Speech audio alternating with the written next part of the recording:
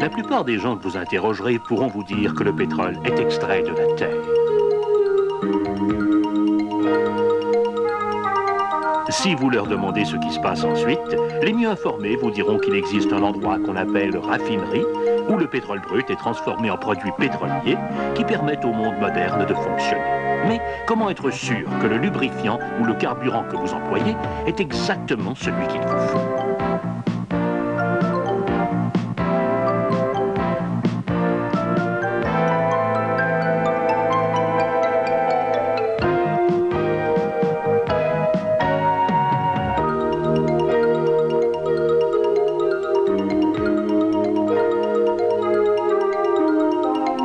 Quelques températures extrêmes avec lesquelles il faut compter. C'est pourquoi les lubrifiants n'ont pas tous la même viscosité. La viscosité est la résistance d'un liquide à l'écoulement. Ces huiles moteurs ont été mises au point pour une foule d'utilisations et on voit bien qu'elles ne sont pas toutes faites pour fonctionner par temps froid. Elles ont été conservées 16 heures dans un congélateur à moins 35 degrés Celsius. C'est ce qui explique les cristaux de cire que vous voyez. Leur viscosité varie de très basse, à gauche, à très élevée, à droite.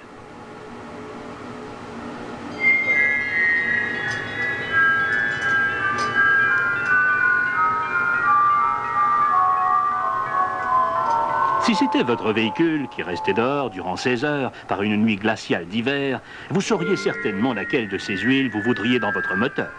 Et n'êtes-vous pas rassuré de savoir que la prochaine fois que vous achèterez de l'huile, elle aura toujours les mêmes caractéristiques ?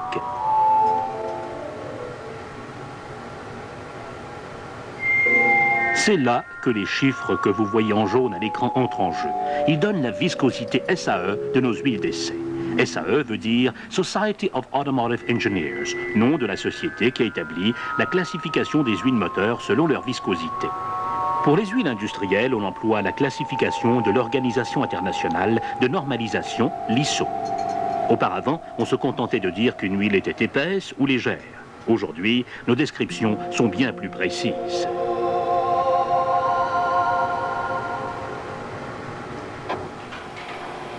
La viscosité n'est qu'une des caractéristiques des produits pétroliers qu'il faut vérifier périodiquement en laboratoire.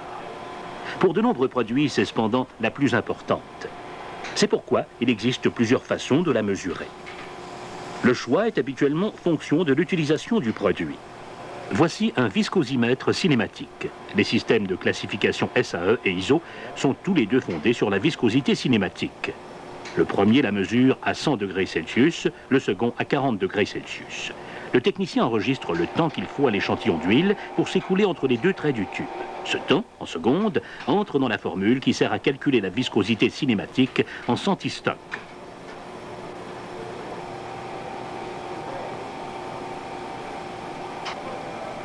Quand la température monte, la viscosité de l'huile diminue et le nombre de centistocks baisse vu qu'il faut moins de temps au liquide pour s'écouler. Mais il faut se rappeler que toutes les huiles ne réagissent pas de la même façon au changement de température. Celle qui change le moins se voit attribuer un indice de viscosité plus élevé.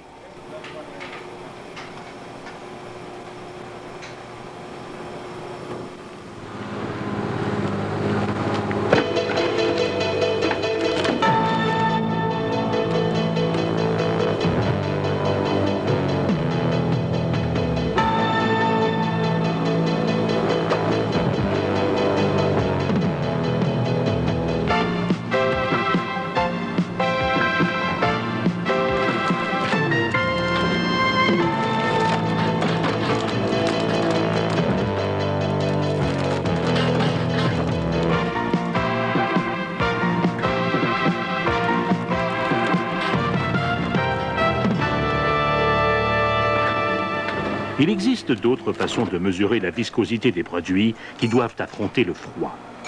La méthode Brookfield sert à mesurer la viscosité à basse température des huiles industrielles, des huiles pour transmission et pour engrenage. Ici, elle va nous révéler la viscosité d'un échantillon d'huile à moins 40 degrés Celsius. L'huile a été refroidie 16 heures dans un bain d'air.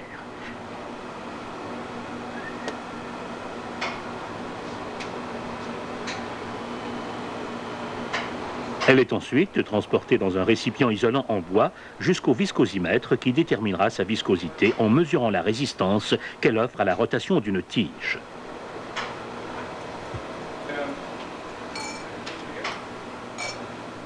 Le chiffre affiché représente la résistance que la tige doit combattre pour tourner à la vitesse choisie.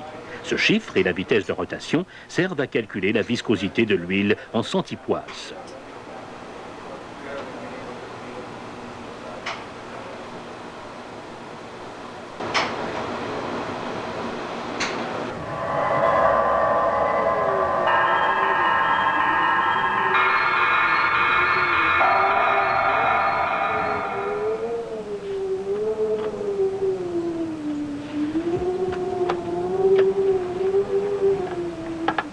Si c'est le genre de bruit que vous aimez mieux ne pas entendre par un beau matin d'hiver,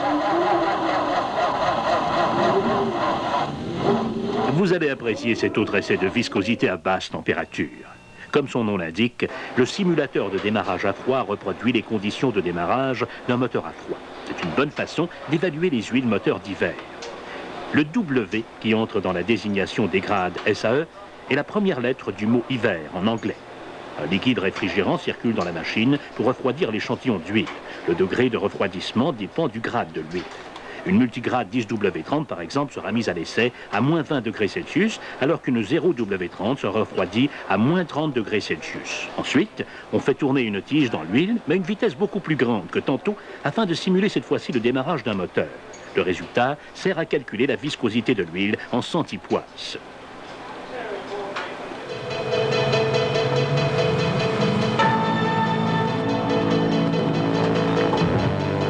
Des fonctions vitales des huiles lubrifiantes est de protéger contre l'usure.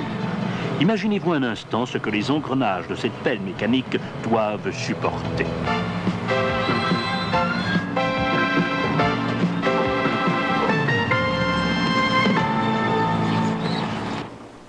Voici le banc d'essai FZG, du nom de l'Institut de recherche sur les engrenages et leur conception situé à Munich. En Europe, on emploie cet appareil depuis de nombreuses années pour évaluer les lubrifiants pour engrenages.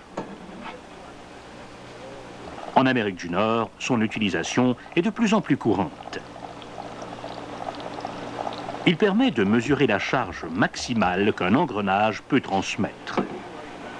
Il s'agit d'engrenages de très haute précision, usinés pour des tolérances extrêmement fines.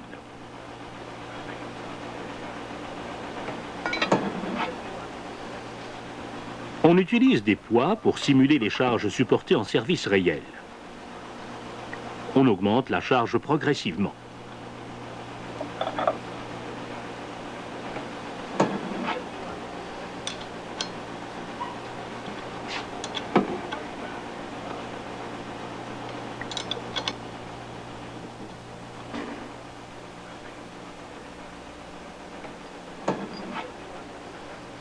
Après chaque addition de poids, on retire les engrenages pour examiner si les dents ont été endommagées.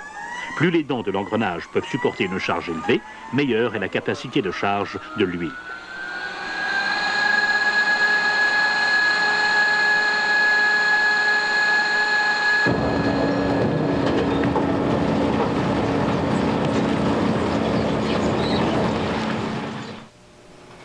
Voici une autre façon très courante de tester la capacité de charge d'un lubrifiant. L'essai Timken, extrême pression. Il sert à déterminer la charge maximale qu'une huile ou une graisse peut supporter tout en limitant le contact métal contre métal. Bon nombre de lubrifiants aujourd'hui renferment des puissants additifs pour aider à maintenir un film protecteur entre les pièces de métal en mouvement. Sans cette protection, bien des machines se gripperaient et tomberaient en panne.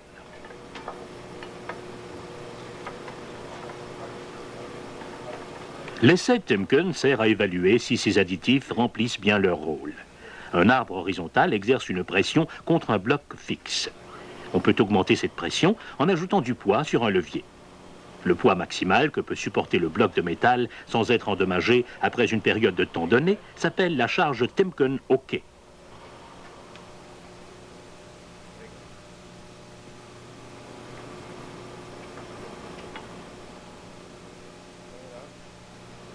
Cette empreinte d'usure est exempte de rayage et d'arrachement du métal.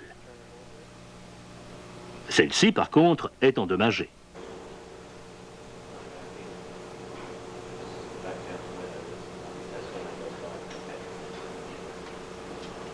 Voici un autre essai courant pour déterminer dans quelle mesure un lubrifiant protège des surfaces métalliques glissant l'une contre l'autre.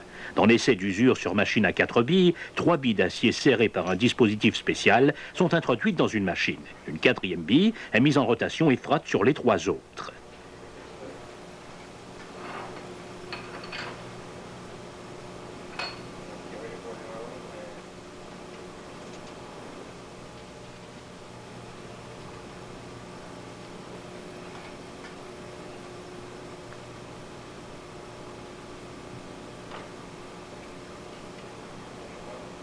La vitesse de rotation de la 4e bille, la température et la pression sont soigneusement contrôlées pour reproduire les conditions auxquelles un lubrifiant est soumis en service réel. L'essai dure 60 minutes à une vitesse de 1200 tours par minute sous une charge de 40 kg.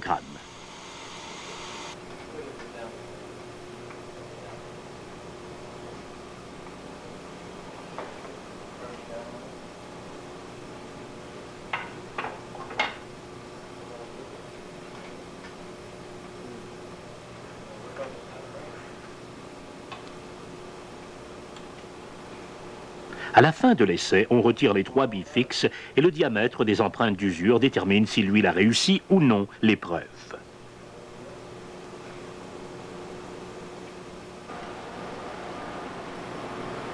L'un des instruments les plus modernes pour examiner ce genre d'usure est le microscope électronique à balayage.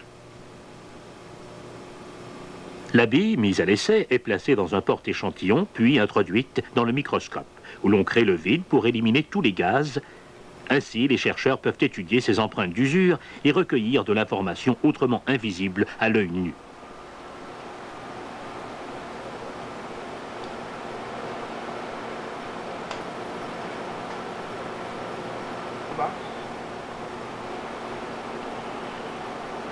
Ici, nous voyons grossi 200 fois l'usure produite par un essai sur machine à 4 billes.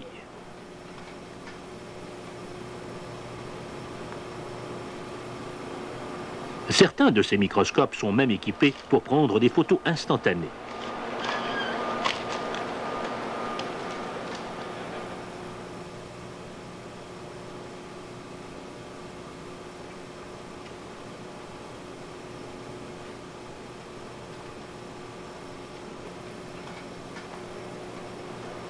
Celui-ci a recours à l'analyse au rayon X de la dispersion de l'énergie pour tracer le graphique que vous voyez à l'écran.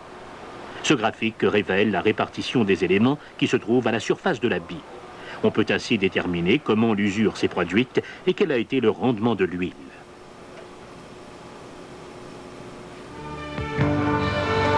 Jusqu'à maintenant, nous avons vu des essais en laboratoire sur la viscosité et la protection contre l'usure. Mais dans le monde industriel d'aujourd'hui, le client attend beaucoup plus des produits pétroliers qu'il se procure. Il faut par exemple qu'une huile hydraulique puisse résister au moussage et à l'entraînement d'air. La mousse peut endommager gravement du matériel coûteux tout simplement parce qu'elle le lubrifie moins bien que l'huile. Elle peut aussi nuire à son fonctionnement harmonieux. Dans le cas de ces pistons, fabriqués selon des spécifications très précises, le moussage peut être catastrophique. Voici un essai courant pour déterminer à quelle vitesse une huile lubrifiante libère l'air emprisonné qui la fait normalement mousser.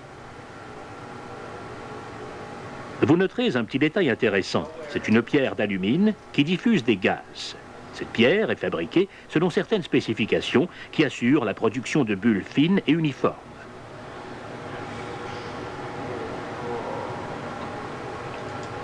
De l'air est forcé à travers cette pierre durant 5 minutes, puis le tube est débranché. Le technicien note la quantité de mousse produite, laisse reposer l'échantillon pendant 10 minutes et note la quantité de mousse qui reste.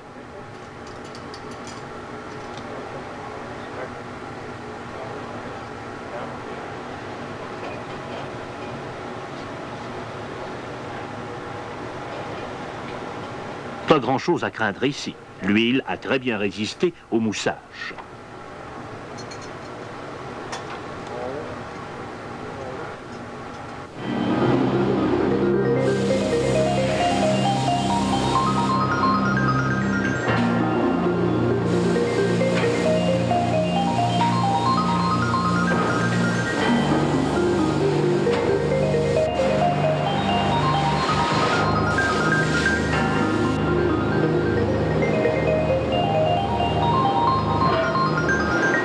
Bien souvent, la contamination par l'eau est inévitable.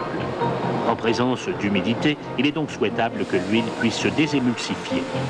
La désémulsion est l'aptitude d'une huile à se séparer de l'eau qu'elle contient. Dans certains cas, on désire expulser l'eau de l'huile pour prévenir la rouille.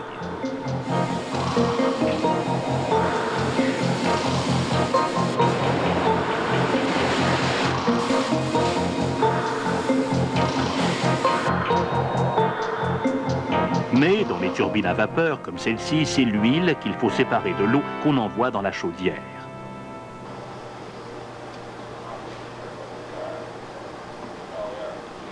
L'un des essais de désémulsion les plus courants consiste à ajouter de l'eau à un échantillon d'huile qu'on chauffe à 54 degrés Celsius.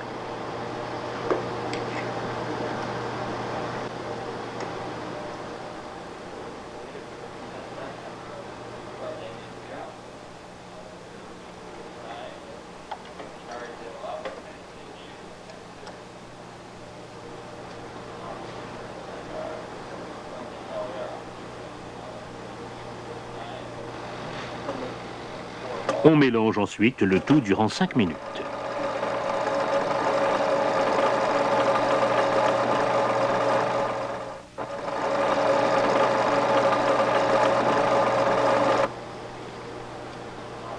Le technicien note le temps qu'il faut pour que les deux phases, eau et huile, se séparent.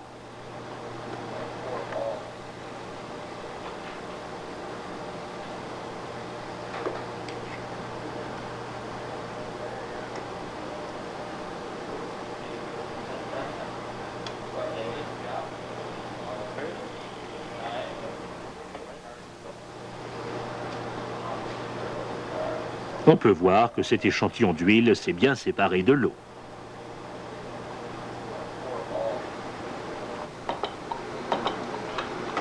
Une autre des qualités demandées à de nombreux produits pétroliers est de protéger le matériel contre la rouille.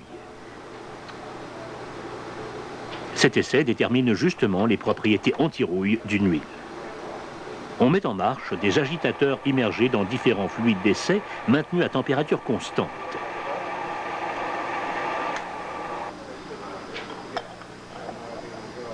Des tiges spéciales en acier sont ensuite immergées dans le fluide d'essai pour en être bien enduites.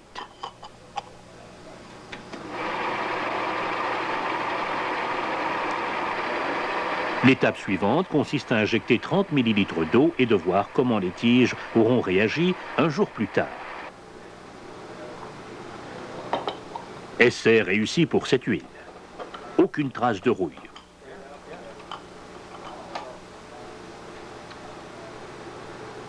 Pour celle-ci, c'est une autre histoire.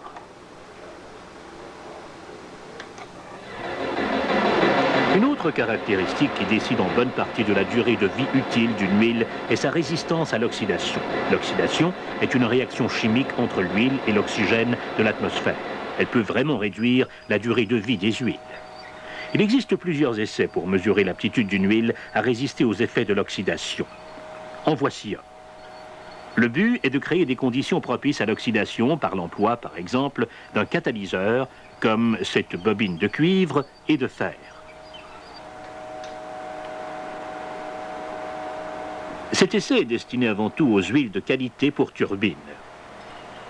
Dans les grands circuits d'alimentation, il est particulièrement important de prolonger la vie de l'huile, car une seule vidange en moins suffit à faire épargner des milliers de dollars, non seulement en huile, mais aussi en frais de main-d'œuvre et en perte de temps de production. L'oxydation peut aussi conduire à la formation d'acides reconnus pour corroder et endommager le matériel. En plus, elle accélère l'accumulation de boue qui augmente sensiblement la viscosité de l'huile. Cette élévation de la viscosité peut être très nuisible dans une huile moteur. La température est aussi un facteur à considérer puisque les risques d'oxydation s'élèvent à mesure que la température monte. Notre essai se déroule donc dans des conditions étroitement contrôlées. En plus du catalyseur, nous ajoutons de l'eau à l'huile.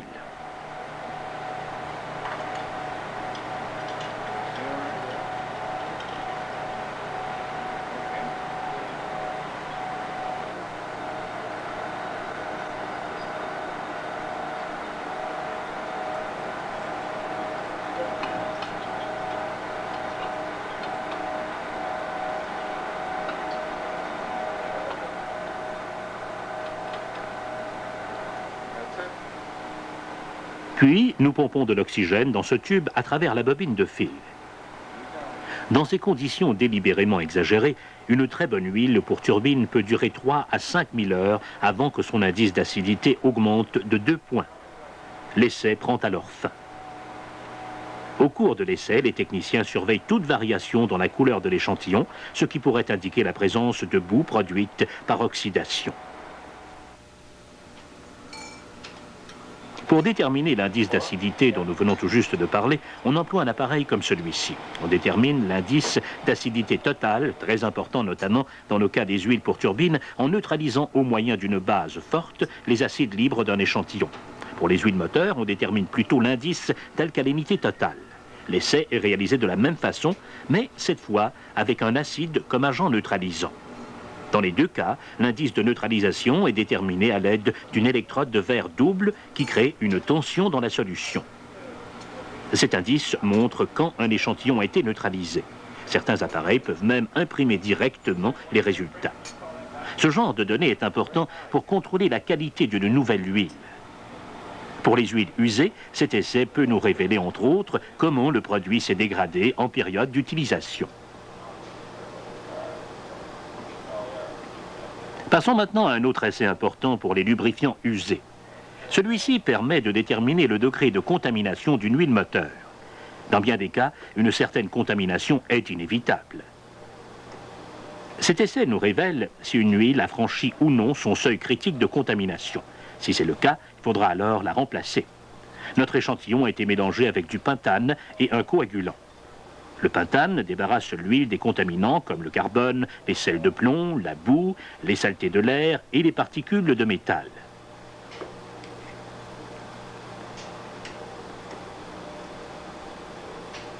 Le mélange d'huile et de pentane est versé dans une centrifugeuse qui accélère la décantation en précipitant les contaminants dans le fond de l'éprouvette.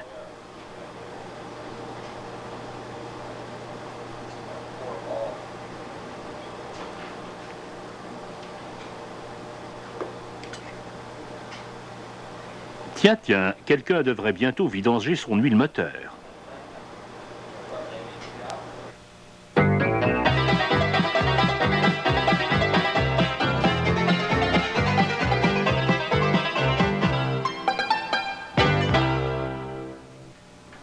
Il existe bon nombre d'autres essais de laboratoire pour déterminer l'état d'une huile. On peut souvent retracer les additifs métalliques que contient un lubrifiant neuf en examinant ses centres. Dans une huile usée, les contaminants laissent aussi des centres. Voici comment procéder pour obtenir toute cette mine de renseignements. D'abord, vous brûlez un échantillon. Puis, vous ajoutez de l'acide sulfurique au résidu pour stabiliser ses composés pour ensuite le réchauffer. La fumée blanche que vous voyez provient de l'acide. Le résidu est envoyé dans un four à 550 degrés Celsius. Trop chaud pour une tarte, mais juste ce qu'il faut pour brûler tout le carbone. Les cendres résiduelles peuvent nous donner de précieuses indications sur l'état d'une huile usée et sur la composition d'une huile neuve. Tous les métaux présents dans ces résidus peuvent être détectés au rayon X. Il existe une technique encore plus perfectionnée pour reconnaître les métaux présents dans les huiles neuves ou usées. C'est l'analyse au spectromètre d'émission dans un plasma. Cet appareil peut reconnaître et doser au moins 64 éléments différents en 2 minutes pile.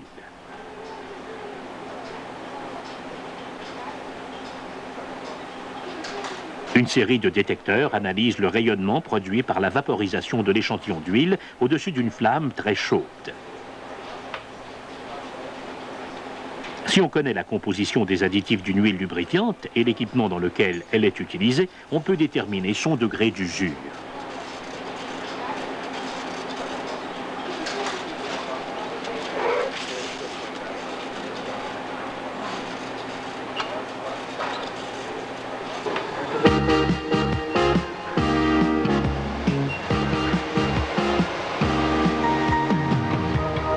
Tous ces essais de laboratoire, il faut le dire, sont nettement plus complexes que pourrait le laisser croire le survol que nous en avons fait aujourd'hui. Mais même là, la simulation en laboratoire, aussi perfectionnée soit-elle, a ses limites. La meilleure façon de connaître le comportement d'une huile moteur sur une longue période est encore de la mettre dans un moteur. À cette fin, le centre de recherche Esso s'est équipé de 18 salles pour essayer des moteurs dans des conditions contrôlées 24 heures sur 24. Certains de ces moteurs sont des prototypes construits uniquement pour fonctionner en laboratoire. D'autres, comme celui-ci, sont des moteurs de série pour camions. Aujourd'hui, ces installations sont absolument essentielles à la mise au point des nouveaux produits qui font économiser le carburant, qui réduisent les dépôts et prolongent la vie des moteurs. Esso a d'ailleurs des camions qui sillonnent tout le pays pour tester ces huiles moteurs existantes et expérimentales. Ces véhicules parcourent chaque jour une distance plus grande que le tour de la Terre.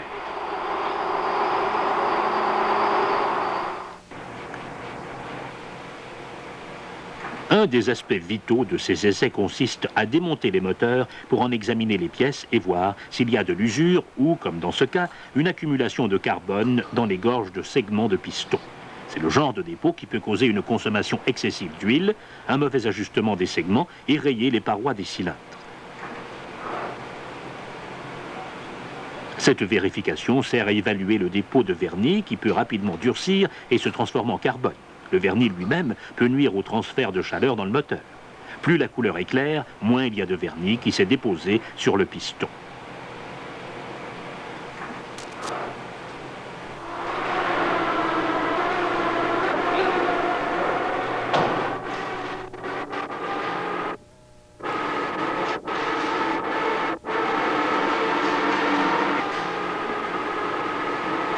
La science a aussi permis aux chercheurs de recréer en laboratoire les conditions climatiques observées à l'extérieur. Nous nous trouvons maintenant dans la salle de conditionnement adjacente au dynamomètre de châssis. On peut abaisser la température de cette salle en acier inoxydable et de tout ce qu'elle contient jusqu'à moins 40 degrés. Ainsi, pendant que nous mettons un camion à l'essai sur le dynamomètre, nous pouvons en préparer 2 autres aux essais qu'ils auront à subir.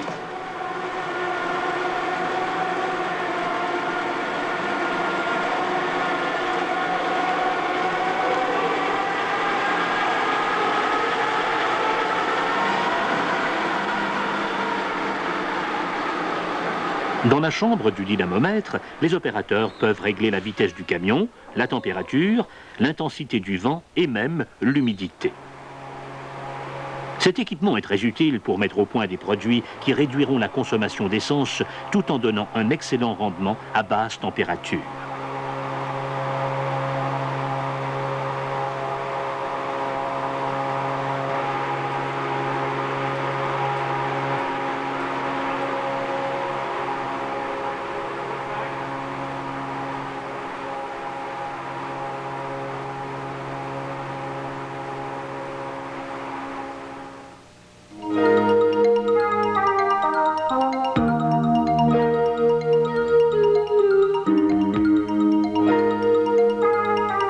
Aujourd'hui, nous ne vous avons donné qu'un bref aperçu de notre travail.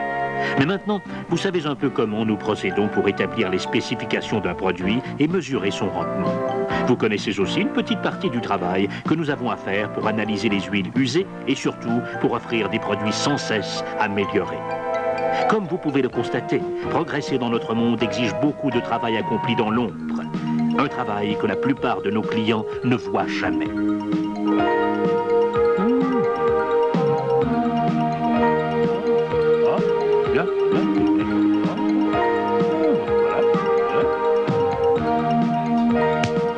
Pour nous, comme pour tout le personnel d'Esso, cette route n'aura jamais de fin.